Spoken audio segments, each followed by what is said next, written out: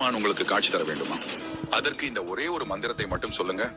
முருகன் உங்கள் கண் முன் காட்சி கொடுப்பான். இது பொய் இல்லை, உண்மை.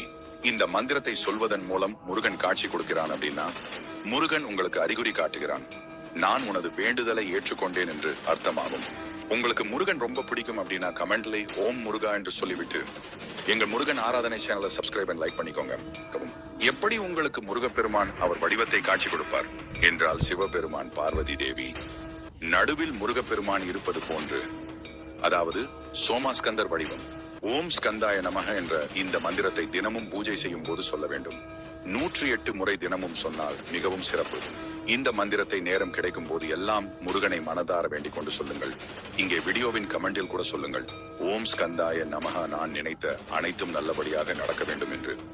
இப்படி நீங்கள் இந்த மந்திரத்தை சொல்லிக் கொண்டே இருந்தால் முருகன் உங்களின் கனவில் நிச்சயமாக காட்சி தருவார். எப்படி காட்சி கொடுப்பார் என்றால் சோமாஸ்கந்தர் வடிவம் இல்லை என்றால் தெய்வ யானையுடன் இருப்பது போல காட்சி தருவார். இந்த 2 காட்சி உங்கள் கனவில் அவர் கொடுக்கிறார் அப்படின்னா உங்களுக்கு இந்த மந்திரம் வேலை செய்ய ஆரம்பித்து விட்டது என்று அர்த்தம்.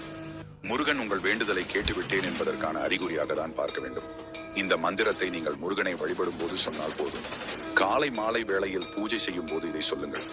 செவ்வாய்க்கிழமைகளில் அன்று 108 முறை சொன்னால் இன்னும் கூடுதல் சிறப்பு.